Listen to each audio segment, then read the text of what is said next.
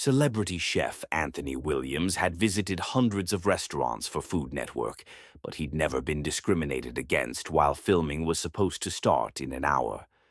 When the hostess at Romano's decided his family belonged in the back corner, she had no idea she was sabotaging her restaurant's biggest opportunity. Don't forget to subscribe, leave a like, and a comment before we start to learn more about what happened. Romano's Italian Bistro had been a fixture in downtown Portland for 12 years, earning a reputation for authentic Northern Italian cuisine and an atmosphere that attracted both locals and tourists. The restaurant's owner, Vincent Romano, had built the business from a small family operation into one of the city's most respected dining establishments, with consistently high ratings and a loyal customer base. Tonight was supposed to be the most important evening in Romano's history. Food Network had selected the restaurant to be featured on Hidden Gems, a popular show that highlighted exceptional family-owned restaurants across America. The segment would air to millions of viewers, potentially transforming Romano's from a local favorite into a national destination. Celebrity chef Anthony Williams, the charismatic host of 3 Food Network shows including Hidden Gems, was scheduled to arrive at 7 p.m. with his family for what appeared to be a casual dinner.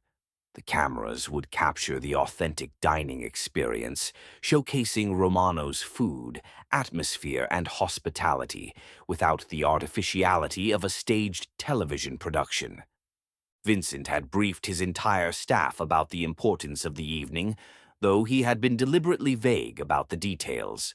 He wanted his team to provide their usual excellent service without the nervousness that might come from knowing they were being evaluated for national television. Claire Martinez, the 24-year-old hostess, had worked at Romano's for 8 months.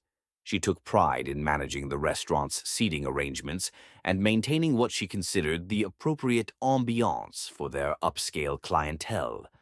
Claire had developed strong opinions about which customers belonged in the prime dining room locations and which might be better suited to the quieter tables in the back corner. At 6:45 p.m., Anthony Williams arrived with his wife Sarah and their 8-year-old daughter Maya. Anthony was dressed casually in dark jeans, a button-down shirt, and a sport jacket. Sarah wore an elegant but understated dress, and Maya was in a cute floral outfit that any parent would choose for a special dinner out. To anyone familiar with Food Network programming, Anthony Williams was instantly recognizable. His warm smile, commanding presence, and obvious expertise had made him one of the network's most beloved personalities. His restaurants in New York, Los Angeles, and Atlanta had earned Michelin stars, and his cookbook, Heritage Flavors, had topped bestseller lists for 6 months. But as the Williams family approached Romano's front door, Claire saw something entirely different. She saw a black family whose casual attire suggested they might not understand the restaurant's upscale atmosphere. She immediately began calculating where to seat them to minimize any potential impact on the restaurant's carefully cultivated environment. "Good evening," Anthony said warmly as they entered. "We have a reservation under Williams for 3. Claire checked her reservation book, finding the entry Vincent had personally marked as VIP, special guest. However, she assumed this referred to some other Williams party that hadn't arrived yet. "Williams for 3, she repeated, looking at the family skeptically. "Could you remind me what time you made this reservation?" 7 o'clock, Anthony replied politely. "And this was made through our regular reservation line?" Claire asked, her tone suggesting she suspected some kind of error. Sarah Williams exchanged a glance with her husband. They had encountered subtle discrimination before, but never quite so obviously. "The reservation was arranged through your manager," Anthony said, maintaining his professional demeanor despite sensing the hostess's attitude. "I see," Claire said, though she clearly didn't believe them. "Well, let me find you a table." Claire surveyed the dining room, noting that several prime tables near the windows were still available. However, she had no intention of seating this family in the main dining area, where other guests might find their presence disruptive to the refined atmosphere. "I have a lovely quiet table for you," Claire announced, leading them toward the back corner of the restaurant, past the kitchen entrance and near the service station where busboys stored dishes and silverware. The table she selected was technically in the dining room, but it was clearly the least desirable location in the restaurant.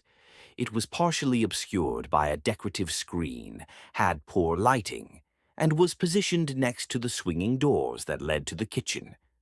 "This seems a bit isolated," Sarah said diplomatically.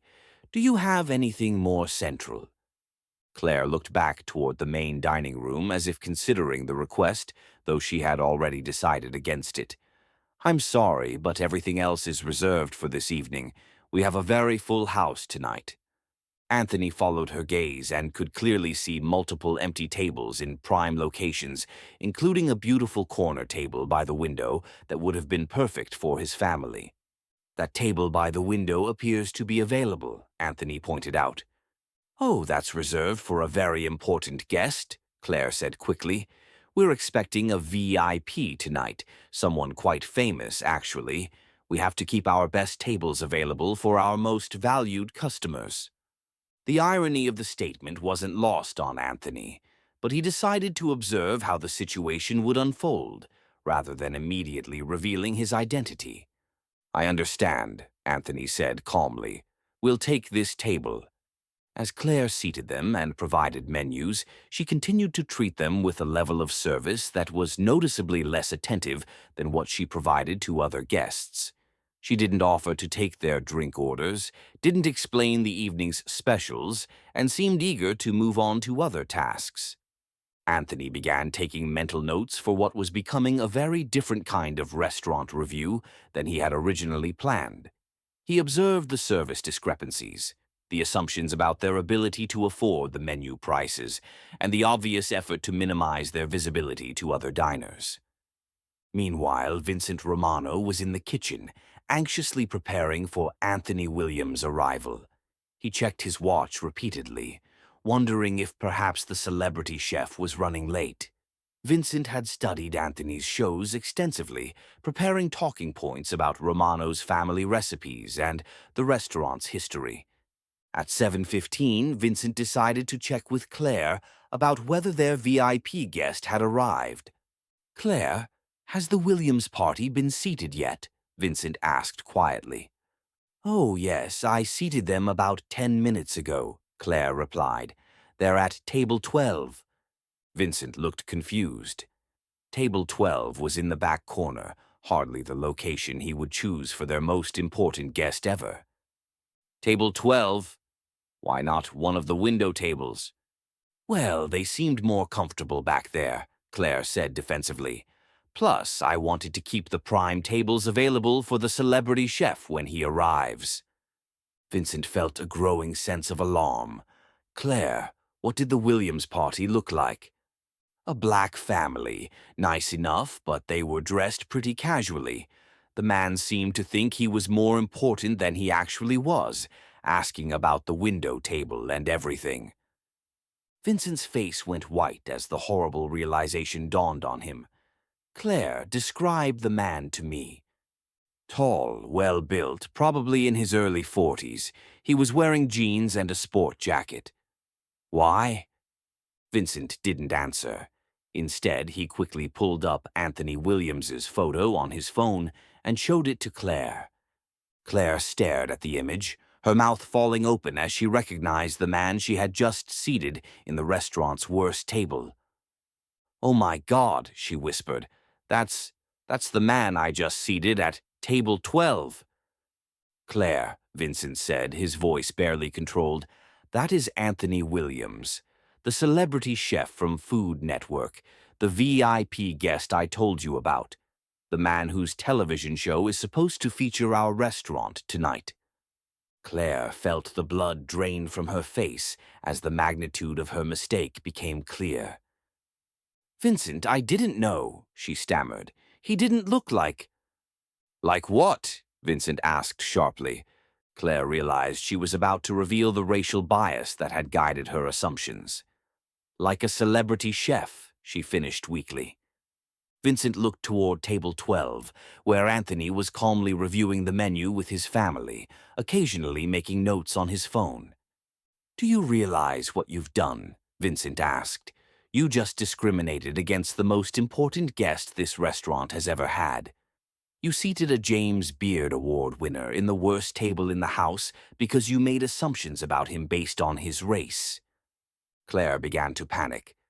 "Vincent, what do we do? Can we move them? Can we fix this?"